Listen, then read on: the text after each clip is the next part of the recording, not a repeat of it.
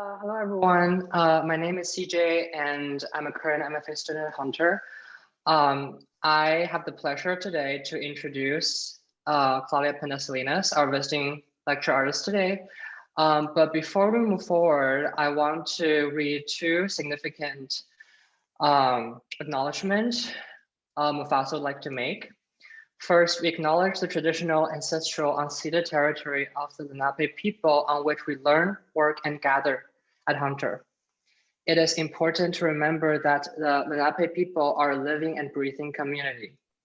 We shall honor their legacy and commit ourselves to the fight against the forces that have disposed Indigenous people of their lands.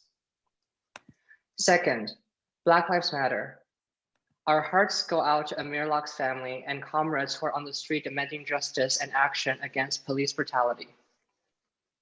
With these acknowledgements, we wish to bring you to more learning, unlearning, practicing, and reorienting with disposed and marginalized communities. You can find more resources on our website, huntermfastudio.org. And there's actually a great workshop event happening later this March, organized by the Lenape Center. And I am sending this link to this chat right now. Great, okay.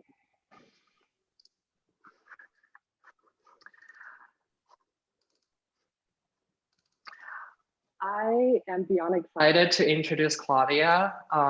I first had a wonderful encounter with Claudia's work back in 2018 at the Winnie, where I felt like I walked into a maze composed of architectural myths and fables. And it is such an honor to have you here, Claudia. And now I'm just gonna read the regular bio. Claudia Pena practice combines sculpture, images, installations, and videos to tell poetic and political narratives. So the processes of documenting, traveling, collecting, and discovery, her work points towards a spatial, material, and temporal reflection.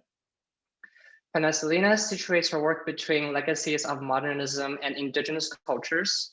Highlighting indigenous thinking and worldviews using a contemporary language, she calls attention to the America's collective cultural memories. Claudia was born in Mexico in 1975. She lives and works in Brooklyn, New York. Studied at the Art Institute of Chicago and received MFA from Hunter College, an alumni.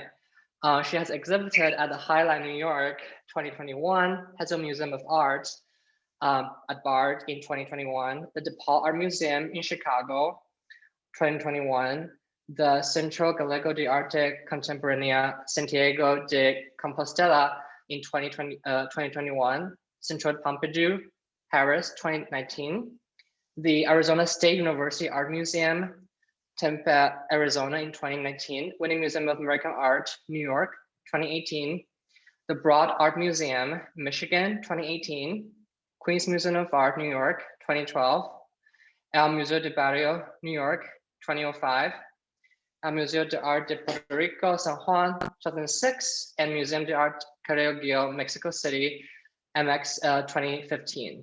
Her residencies and awards include the McDowell Foundation in 2021, New Hampshire, Arizona State University Art Museum, 2018, Lower Manhattan City Council at Process Space, New York in 2016, and SOMA residency in Mexico City, 2011. Claudia is a recipient of the Jacob K. Javits Fellowship in 2007 and Sistema Nacional de Creadores de Arte Mexico in 2020. Now, please join me and welcome Claudia Pena. Hi, thanks everyone for being here, for joining us, and thank you everyone at Hunter who made this possible and organizing it, and for inviting me. I'm very excited to speak since like you mentioned, I went to Hunter, graduated, I believe, in 2009, if I'm correct. So I thought that because of that fact that I've come from Hunter, that I would approach this talk differently. So let me just try to get some sharing of the screen here first. The technical stuff. Okay. Mm.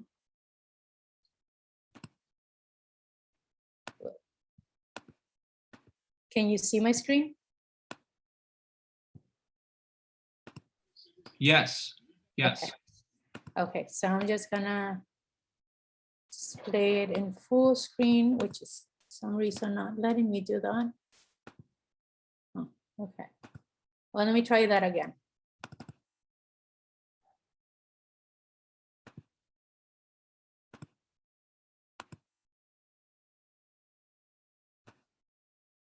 Okay, full screen mode.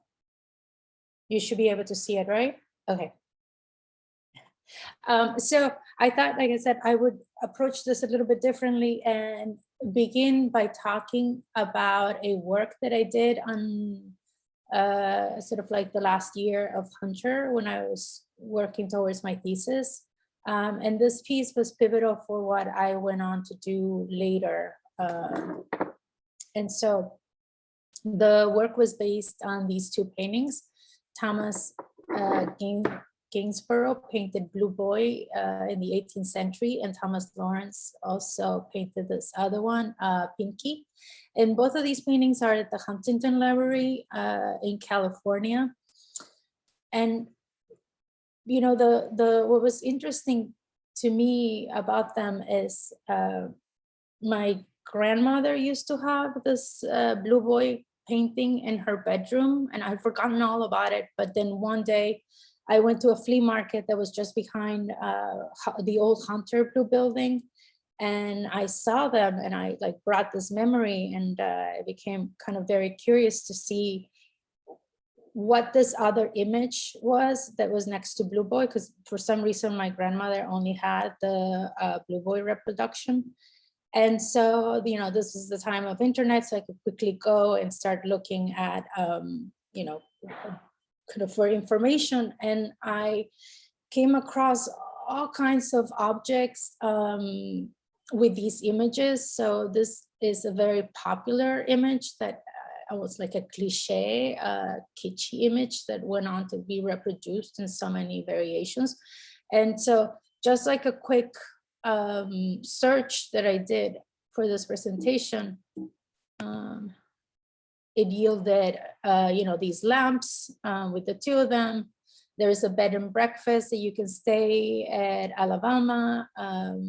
So you could, you know, choose to sleep in the Pinky or Blue Boy bed. There's also this teapot set. I'm not exactly sure what's going on there. And more, you know, recent variation is this face mask. And then in popular culture, so you find these references like in the Django Unchained, Tarantino dresses the character Django in the Blue Boy suit. It's an ode to this painting. Also in the Joker, you have references in the living room itself. You have the two paintings, and then more recently, the Huntington Library Museum started to commission artists to do pieces in the museum itself. So this is Kahindi Wiley doing a variation on the Blue Boy, and so kind of updating it and giving the Blue Boy, you know, like a more hip look. Instead of that a hat with a plume, you have a cap, a baseball cap or so, and you know, he's wearing a watch, more like an Apple Watch, or you know, tie-dye shirt. So definitely a much more hip variation of the Blue Boy. And then there's Carolina Caycelo, who shot a video in the grounds and in the halls where the two paintings hang. So this is sort of like, you know, I think Claudia, on our end, your image is still on the very first page with the Blue Boy next to the girl. Oh, really? Okay, so how do I move? Claudia, I would stop sharing the screen and then maybe open up the PDF in preview instead of that presenter thing. Okay. You're working with a Mac, right? Yes, so let me throw it through preview. And now.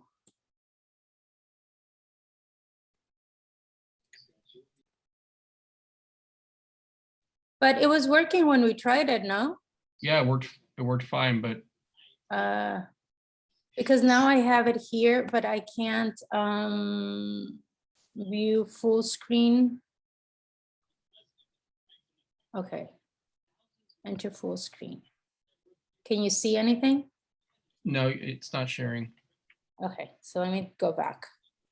Apologize for all this.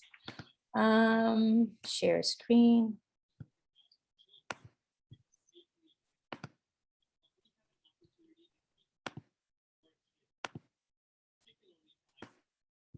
Okay.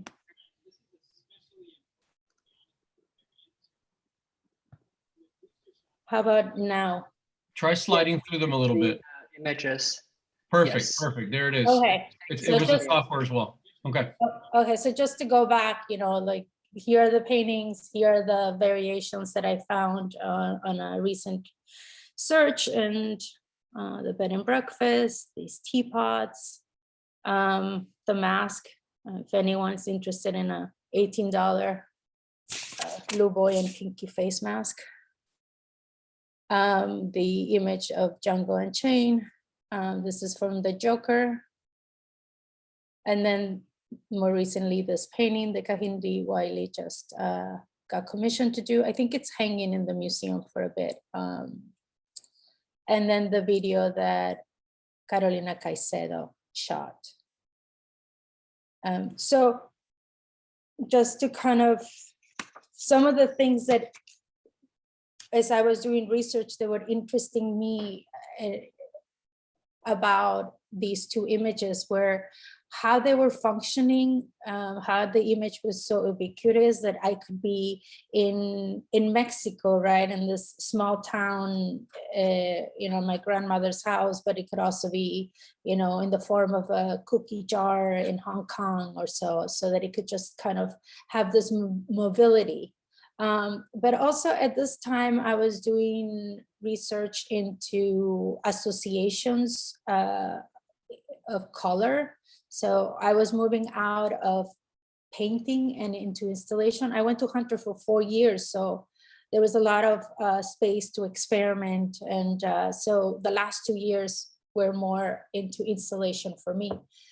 And so this interest of kind of looking into what the kind of connections to color existed, for particular colors. And in the case of blue, in the case of pink, within these two paintings, what I was reading is that they kind of came to normalize this idea that blue was for boys and pink was for girls. I mean, these paintings were extremely popular, not just from the amount of objects that had their images, but just kind of, they also seem to reinforce this, I guess, kind of pairing, kind of normalcy around relationships. In the 50s, they were extremely popular because they reinforced these sort of like the cultural climate. And so that was interesting, but also that hadn't been so, in the 18th century, pink was for like baby boys. So that it could kind of, color could change like this through history was interesting. So this is one of the images. You would go into the installation and you would see this printout just, on the wall of how the two paintings were exhibited. They are no longer like this, but at the beginning, you kind of had them facing like a face-off. And so I blocked all the other paintings and just had these two become the visual two images. And then this is all in the second floor of the old building, and this is where we used to have the MFASO lectures, and the ceiling was just like typical drop down office ceiling. So I removed it to make it look more like the grid system, that the light system that the museum itself had. And so this blue wall that you see is a photograph of a brick from the Hunter building, of the wall that is facing the, so the back of the building facing where the thrift store was, the flea market, where I acquired the image. And so this is a way of kind of like bringing the inside into the outside into the inside, kind of like folding these two spaces. And then at the opposite end was this other space that looked much like a screen, so a place to project. And then I set up the whole installation much like in the museum, with blue objects and blue imagery on the one side and pinky imagery on the other side. So here's kind of how it looked. And you have, kind of like the things that I was encountering. It's like, garbage pail kid, Blue Boy George, needle points, there's Woody Woodpecker. There's in the middle, there is a photograph of my grandparents dressed in blue both. So something that I often do is like, I'm collecting objects, I'm collecting images, and they kind of sit this in an archive until, or not, but at times they can go into installations, they can go into sculptures. So in this case, it seemed very fitting that they would be part of this installation. So here's more of a close-up, Blue Boy George, Kermit the Frog dressed as Blue Boy. It said that Hanson had an oil painting. I don't know if this is the oil painting, kind of looks more like a photograph, but that this oil painting would hang in his office. Marlene Dietrich dressed as Blue Boy. And then on the other side, same thing is happening with objects. The ceramic figurines of Pinky staring into this painting that I made with little ceramic tiles from a table I had. And then some more of these like needle points and other images that I sourced from the internet. And again, my grandparents, but this time my grandmother is wearing pink and my grandfather is wearing blue.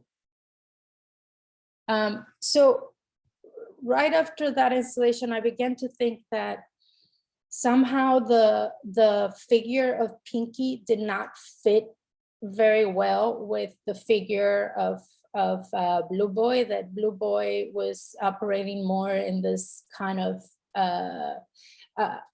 androgynous, like gender nonconformity kind of space, and that Pinky seemed to be very one-dimensional, and that there could be another character that could kind of operate similarly to Blue Boy. And so I thought of the Pink Panther.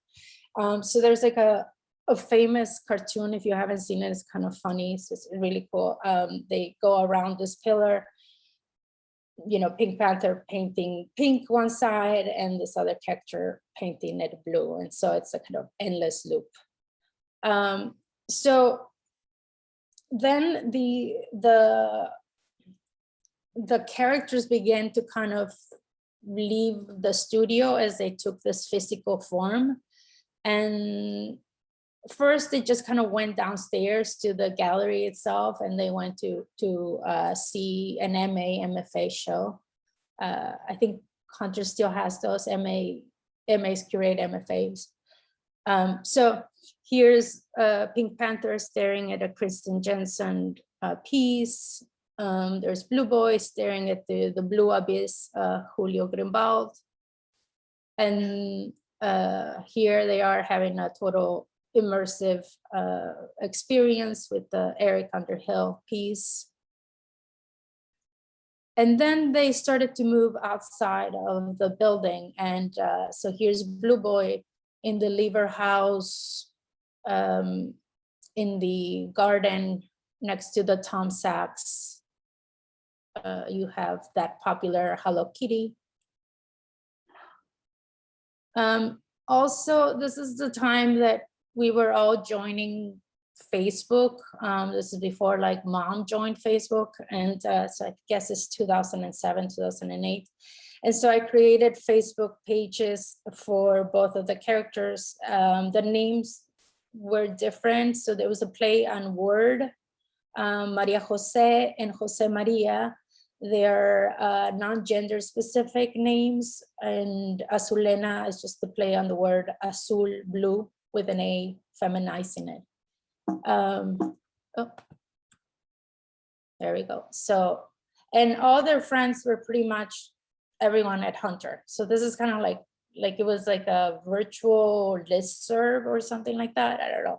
Like I remember it's like I had 100 friends, and they had 100 friends.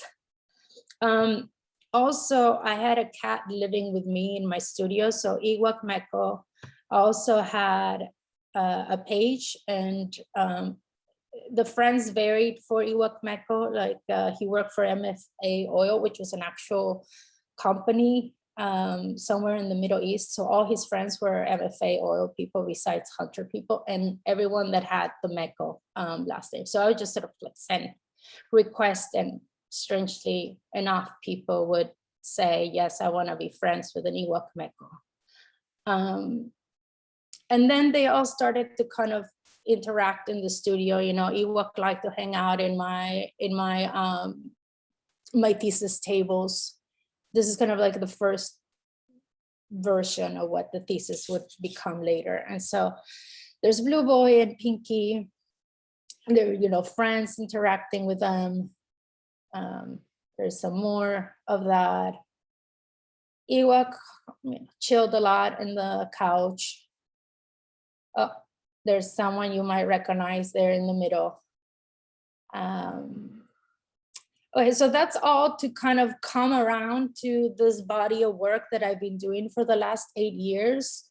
So it's strange to me, you know, that although I come from Mexico, it took me very long to kind of begin to work with imagery, with my culture per se. I was trained as a painter. I was trained more in minimalism, you know, so no identity, no, I wanted abstraction, I wanted all this purity. And so it was until I started to come out of painting and move in more into the world of installation, and where I'm photographing, where I'm, you know, doing walks and gathering things, where like the studio's outside is not necessarily just you know, inside. And so it's also, you know, peculiar that I would come to this imagery through these European paintings. So this is around the time I did a residency in Mexico City called Soma, and I kept going to the anthropology museum and seeing this figure, the rain deity Tlaloc and the rain deity Chachihuitlicue. And I not only was I seeing them here in the museum, more interesting for me is that I was encountering them in the thrift stores. So much like Blue Boy and Pinky, there were these cultural images that had also been paired together and reproduced in, you know, postcards or you know, plates and these kinds of other objects. And oh, and then there was also another kind of connection here, is that there was some controversy or some discussion about if this really was Tlaloc, or maybe it was Chachihuitlicue, maybe it was just an unfinished version of this deity. And you can see that there's some resemblances.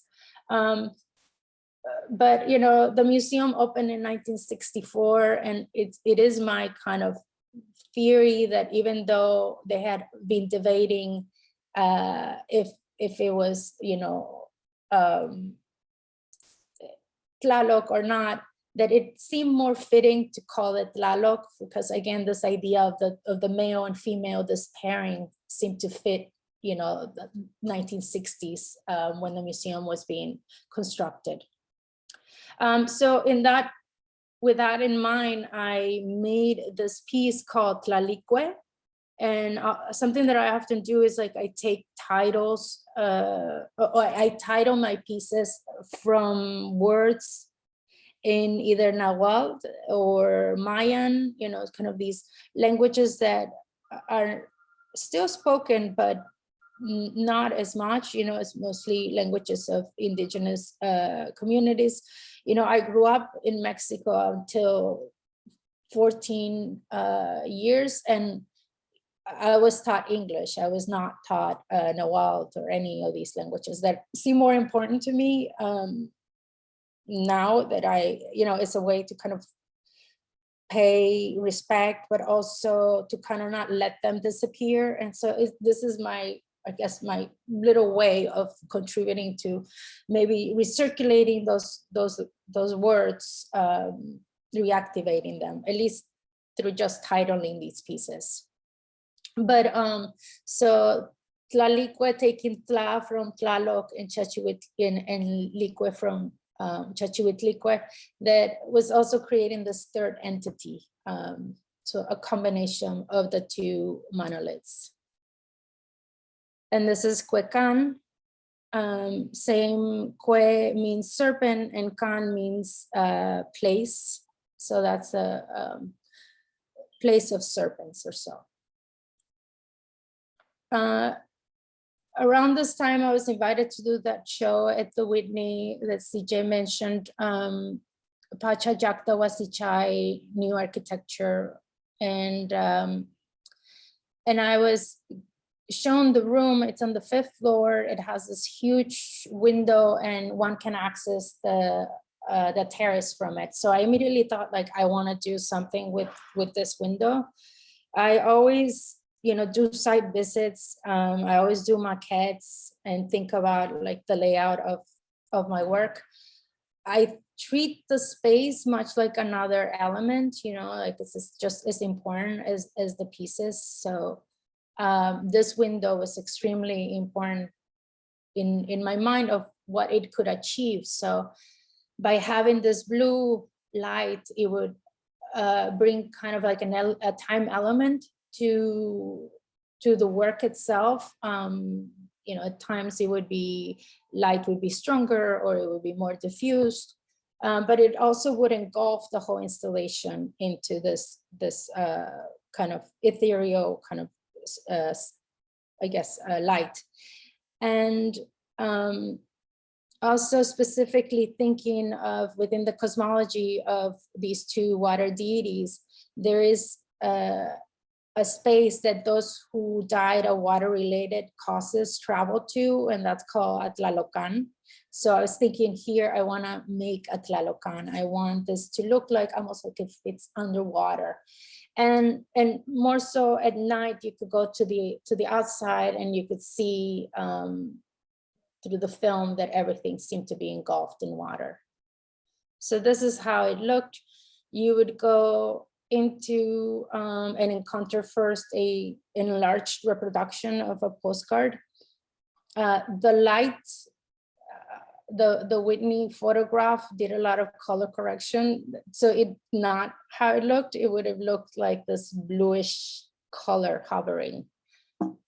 Okay, so then here's the other view where you have Cuecan, and then there's another piece to the side of a metal rod being held by the head of an owl. And then there's that piece, Tlalicue, and another enlargement of a postcard of Tlaloc. This is a view of how into the, more of how you see that blue light or blue film on the window. And then another sculpture that's more box-like, and it has a frog, cement frog on the bottom. All the animals or objects that I'm always working with are either coming from water sources or are animals or objects that are associated with the myths, the stories of these two water deities. So then you would go outside, and in the hallway, there was a video that I want to play a little part of. And this is how you would see it at night, kind of engulfed in this blue light. So let me see if I can technologically share the video. Okay, so maybe new share desktop.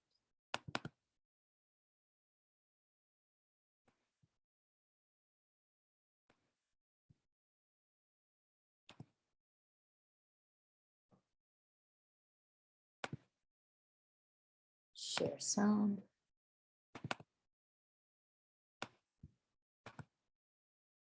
So I'm gonna play like maybe 3 or 4 minutes of this. Okay.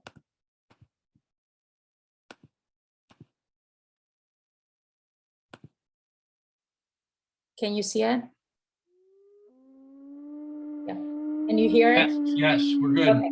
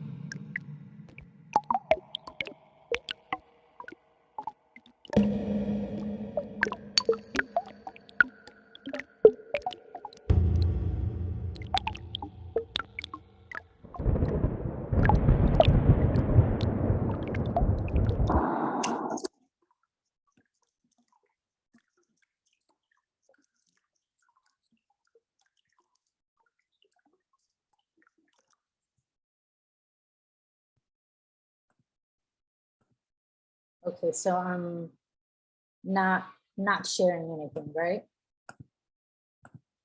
Okay, back to the presentation.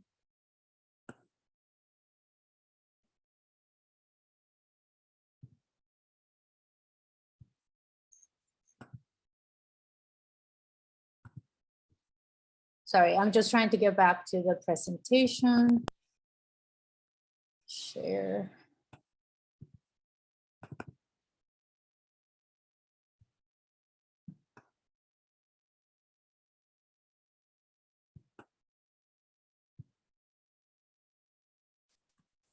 Can you see that?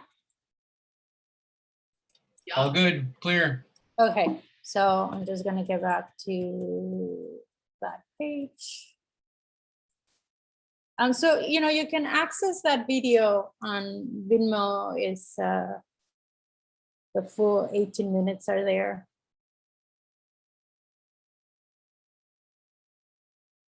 So,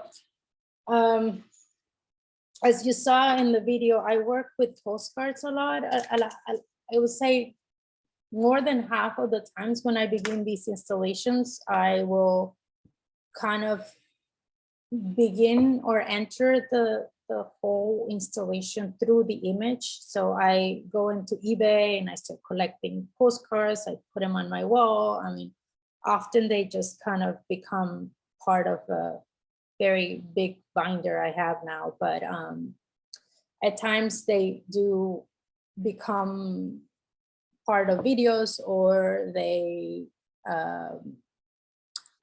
like in this case, become postcards in the installation itself, or like in the show, The Whitney.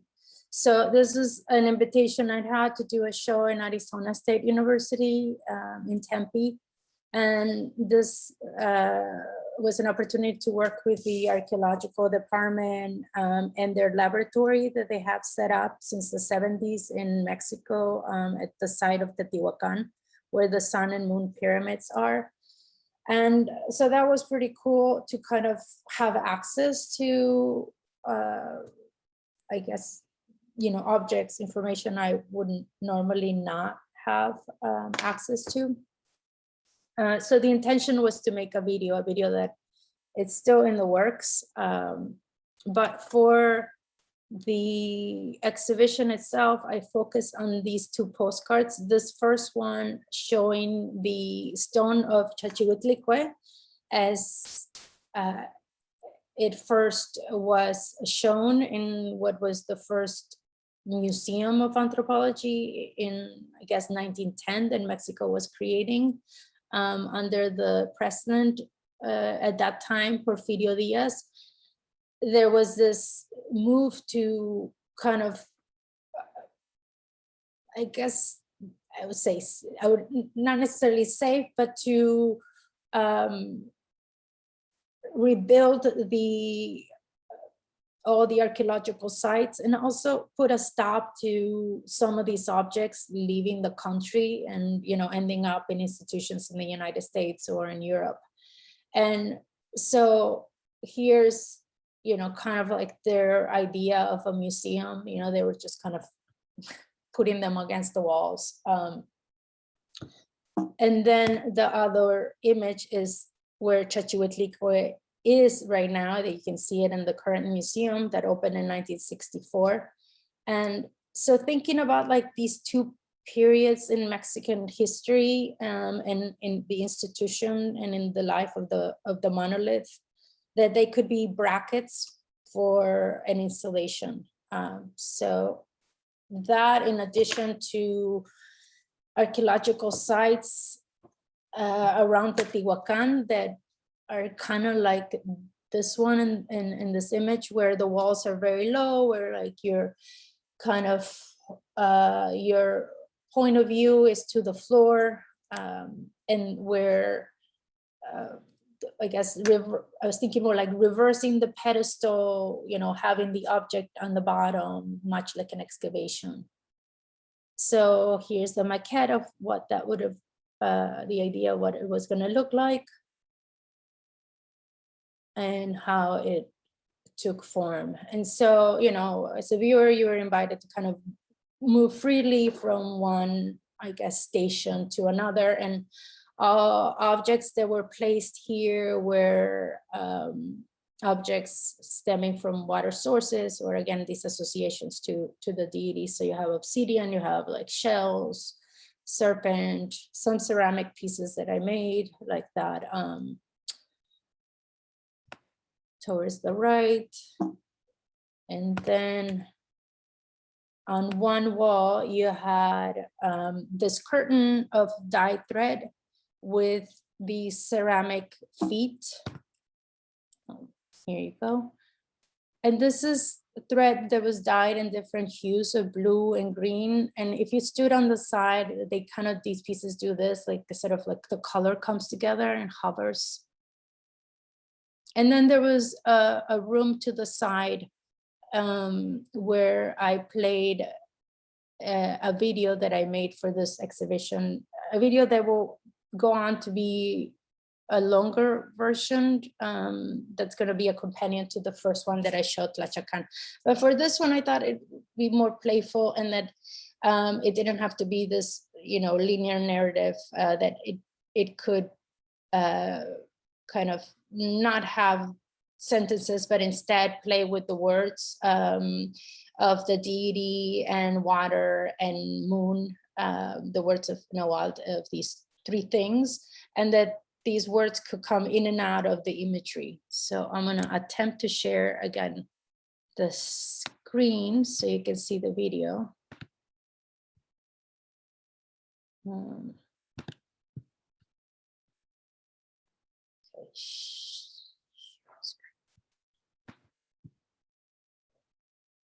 Share.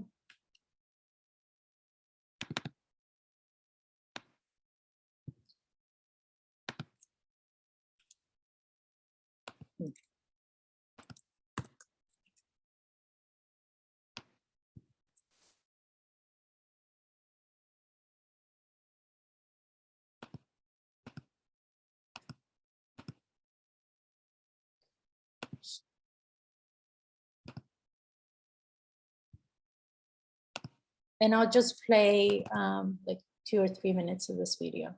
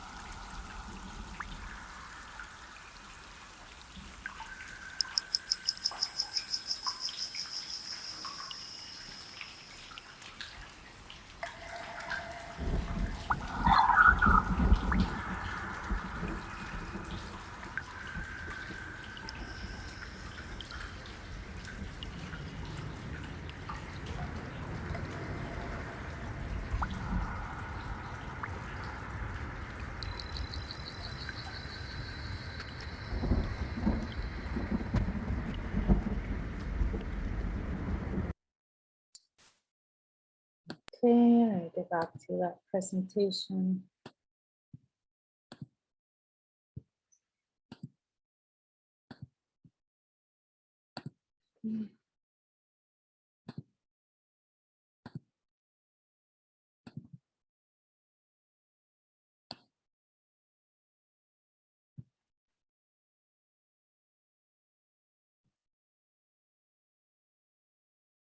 So you can also, see that video along with the other one on my Vimeo site that I think CJ posted a link.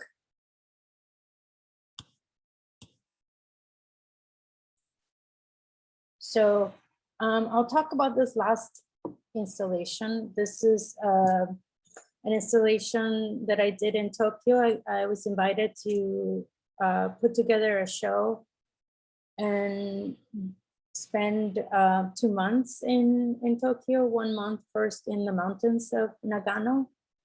And for this exhibition, I was thinking that I would continue working with the female water deity, with Chachihuitlicue. And so I started to look into stories that kind of would connect, other kind of female goddesses or so that had, connections to the moon. But also I was looking at this type of architectural space, in particular the shoji, these kind of partitions of doors, windows that move. So here's another version of that.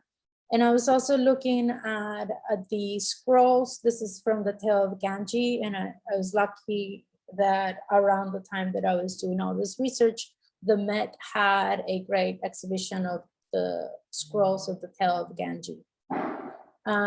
So the story that I found was a story from the 10th century called The Tale of the Bamboo Cutter.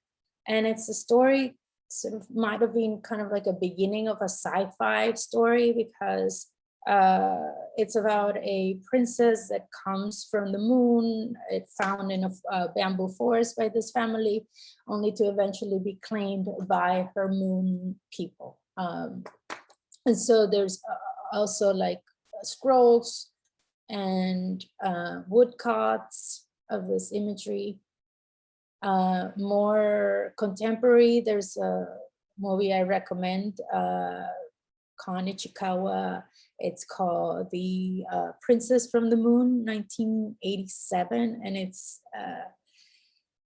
it's got these terrible but great special effects. Like here you see the princess being beamed up to the spaceship.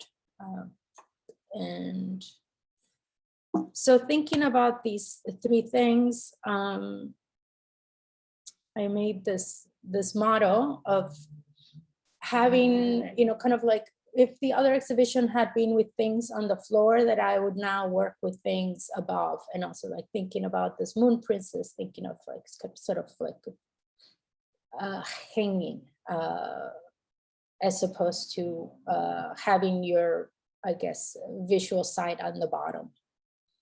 So this is a shot of me assembling these pieces in the mountains. Also, I was visiting all these waterfalls in search of four stones that would go into 4 sculptures. So here's the 4 stones that I, in the end, ended up selecting, and then the hanging pieces. So the hanging pieces also had the title of each was a word from the name of the deity Chachihuitlicue. So, those that had 4 were Chal. Just to go back to those. And so it was a way of kind of like having the deity in the room, even if it was in this way, kind of like being embodied through the naming. And so here's another one.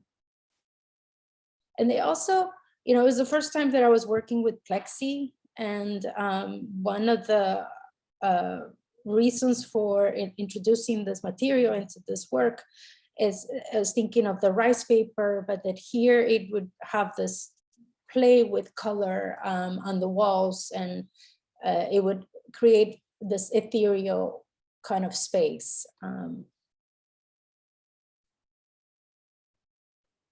And so lots of layering.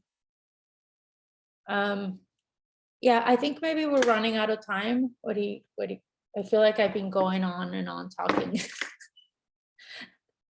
So, I mean, I don't think I have to talk about this. This is one of the last exhibitions. Maybe I would just show kind of the source imagery. This is in BART. Any question they want to ask Claudia, please feel free to put your name in the chat or type out the question. Yeah, maybe you just want to stare at my cat. This is my new studio mate. Murciélago, bat. But yes, feel free to ask any questions.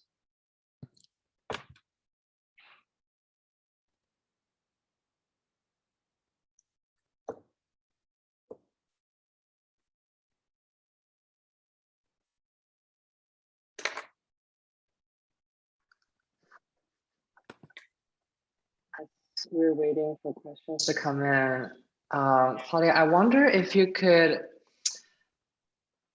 speak a little more on the kind of material coupling and material combinations that frequently appear in those installations, particularly is it brass or is the metal bar?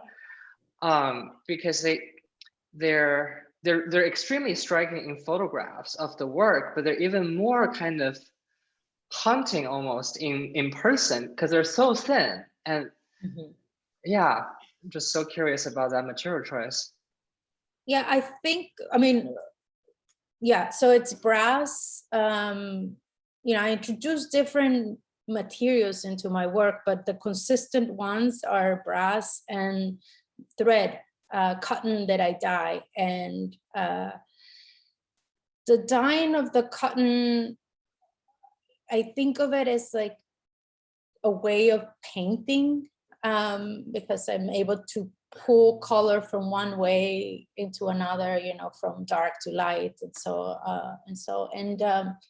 and it's also a functional element of the sculptures. It's only used when I'm assembling, so it holds the brass, which is often a 24 by 24 square. So in one of the, yeah, I guess in the first one, Tlalique, you saw how like some segments are wrapped and others are not. And that's those who are holding the piece together are the ones that are being wrapped. And your comment about how thin they are, I think of these sculptures kind of like drawing in space too. You know, I'm not interested in making a kind of heavy kind of here I am in the room kind of piece that also blocks the view. This is very generous. There's lots of kind of seeing through, but also plays with the space in a different way than having something so monumental in the space.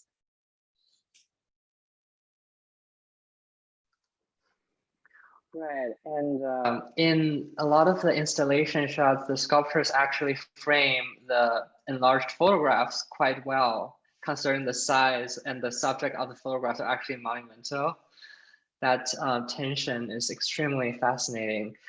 I think Corinne has a question. Corinne, do you want to ask it yourself? Yeah, sure. Claudia, I was wondering if you could talk a little bit about, I know you talked a little about your residency in Japan, but just like how you take your studio other places and how, yeah, like the relationship between like travel and studio and bringing your studio other places, and Also, I was wondering if you could talk a little, this is a two-part question, about how you plan your installs and sort of like the process of that. And do you plan a project sometimes when you have like an upcoming opportunity? Well, to answer the first question on the travel aspect of my work, there are things that one can do in the travel, right? Like the gathering, the photographing. I think it's really good for me for video. I mean, that's how the videos are really done. And the videos, I often want to show them with the sculpture because, you know, they give more information to what I'm looking at, what I'm thinking. You know, there's a voice in these videos that doesn't really exist in the sculpture. I'm interested in you kind of encountering the sculpture too without knowing too much, but if you do want to know more, I mean, there's this video, right? And it gives more background into the history of maybe some of these deities I'm working with, or just my own thoughts and the chance encounters and strange things that happens. But also like things can take more of a political turn also, like that first video, Tlachacan, you know, it really, there's so many kind of branches into other parts. One being like this problem of water in Mexico City, you know, back then when I was making the video, a proposal of a new airport that was to take place on top of, you know, what was, or big lake there. And then like, or national airline disappearing. So all these kind of things enter. A lot of times by chance, you know, the stories start to get built by encountering the same imagery year after year, and just it's an accumulation. And then later I look and I think like, oh, where's the story here? And the story kind of like starts to form itself through the years. And it's not very practical for like making objects. So I never really think of the travels as the place where I'm kind of making things and then shipping them back to my, you know, studio. But I am shipping like stones. I think that there was an image that got posted where are these stones with brass holding them at the bottom. Those stones were done in Mexico in March when I went to my family's kind of side, my mom's side of the family. And I knew I was going to do the show, and I began to kind of carve into the stones.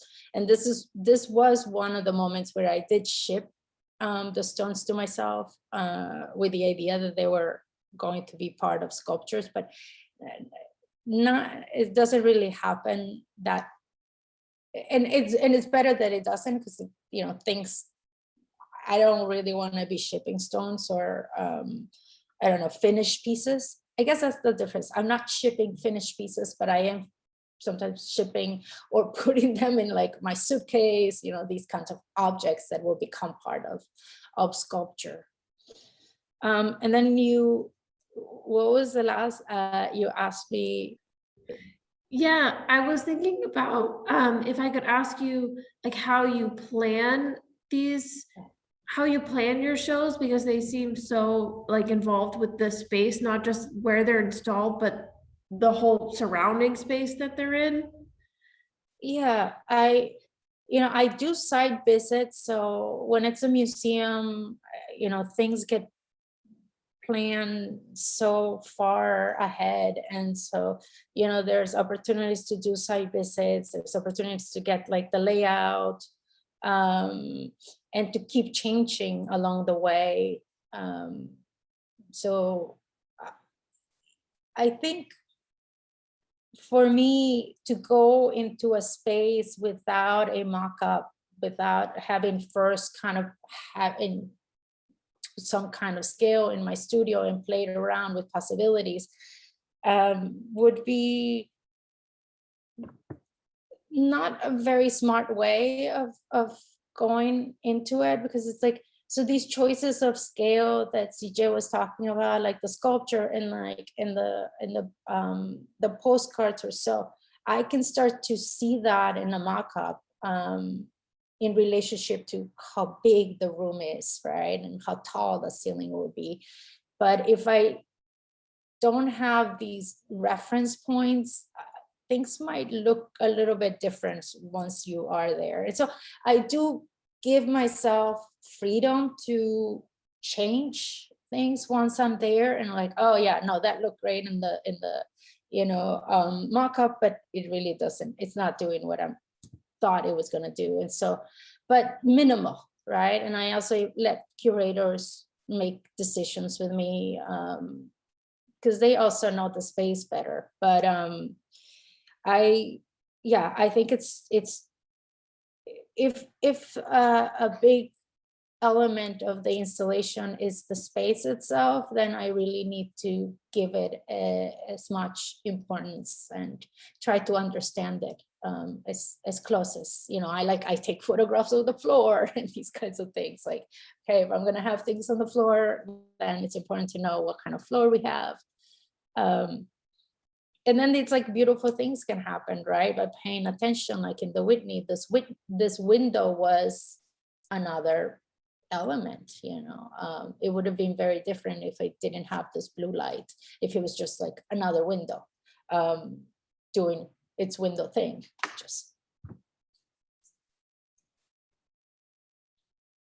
I hope I answered. Yeah, speaking of that installation, and it was so lovely, by the way, like Claudia, hearing you talk about the kind of thesis work you did as you were finishing Hunter, those kind of the two-part mirroring but also corresponding aspect of this kind of historical tracing of different colors. It seems like architecture and maybe even photography of architecture has been a really big interest in your research. And I remember seeing some drawings of yours at Grimm Gallery in last year that have this kind of, it was these different line drawings, but the background is the same photograph of an architecture. Oh, they're right there. Oh, wonderful. Being here that we can do like show and tell. So this is another part of my practice, that at times if I don't have video, the imagery in these installations comes in the form of things on the wall of these, paintings. All the images are coming from postcards. Here's the pyramid of Kukulkan in Chichen Itza, the pyramid of the feather serpent. And you have these lines that are just kind of like following the geometry within the pyramid itself.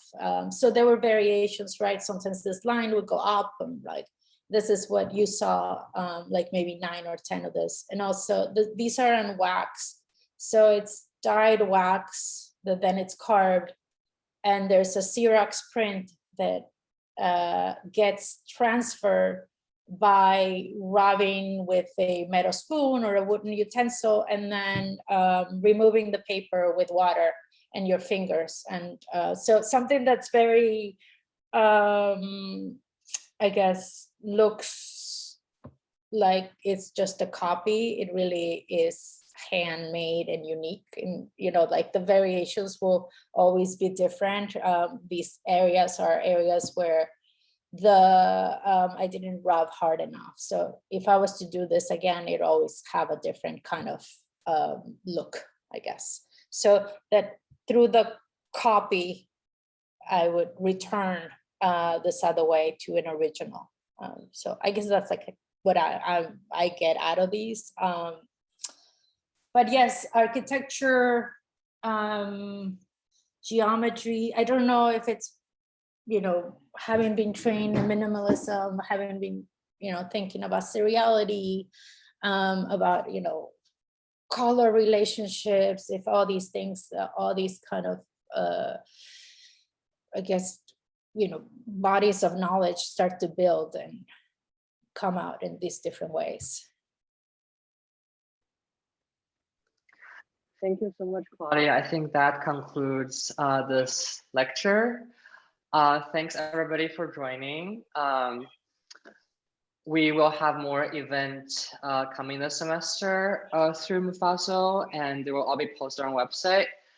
And Claudia, do you have any last words to say to folks? Well, what can I say? Maybe if what my presentation showed is that